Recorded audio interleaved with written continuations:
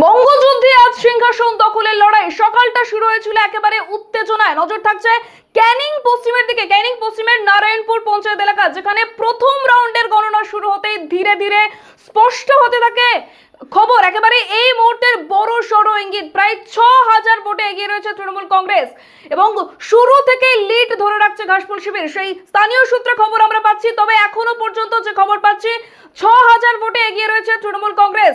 পরের রাউন্ডে ছবিটা কিছুটা হলেও বদলে যেতে পারে। প্রশ্ন থাকছে, লিড কি ধরে রাখতে পারবে তৃণমূল কংগ্রেস? ক্যানিং পশ্চিম থেকে সেই উত্তেজনার খবর আসছে এবং আরো আজ সারাদিন বিভিন্ন জায়গায় নজর থাকছে।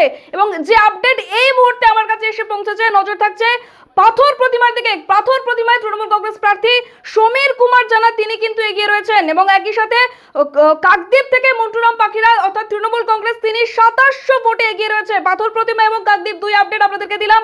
একেবারেই এগিয়ে রয়েছে তৃণমূল কংগ্রেস এবং এই মুহূর্তের যে সবচেয়ে বড় খবর আপনাদেরকে দেব, সাগর বিধানসভা থেকে ৪০০ ভোটে এই মুহূর্তে পিছিয়ে রয়েছে উন্নয়ন সুন্দরবন মন্ত্রী সুন্দরবন উন্নয়ন মন্ত্রী বঙ্কিমচন্দ্র হাজরা। তিনি কিন্তু ৪০০ ভোটে পিছিয়ে রয়েছে। আরো নজর থাকবে সারাদিন কোথায় কি খবর হচ্ছে এবং কে কতটা এগিয়ে কে কতটা পিছিয়ে, সেই আপডেট আপনাদেরকে দেব।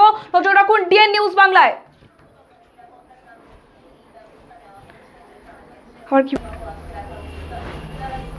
এবং একই সাথে যে বিভিন্ন জায়গা, যেখানে জায়গাগুলোতেও নজর থাকবে দক্ষিণ ২৪ পরগনার বিভিন্ন বিধানসভা কেন্দ্র, যে বিধানসভা কেন্দ্রগুলোতে পুনর্নির্বাচন হয়েছিল সেখানকার যে খবর, সেই খবরের দিকেও আপডেট থাকবে। এখনো পর্যন্ত ডায়মন্ড হারবার, মগরাট পশ্চিম, মগরাট পূর্ব, সেই আপডেট আমরা পাইনি। সেই আপডেট পেলেই আপনাদেরকে সঙ্গে সঙ্গে সেই আপডেট জানানোর চেষ্টা করব।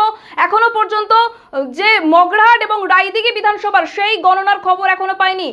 একই সাথে আপনাদেরকে জানিয়ে রাখি, বেশ কিছুক্ষণ আগে সমীর কুমার জানা অর্থাৎ পাথর প্রতিমা এবং কাকদ্বীপের যে গণনা কেন্দ্র রয়েছে সেখানে সাংবাদিকদের নাকাবন্দি করা হয়েছিল। ১ ঘন্টা পেরিয়ে যাওয়ার পরেও সেখানে কিন্তু গণনা শুরু হয়নি।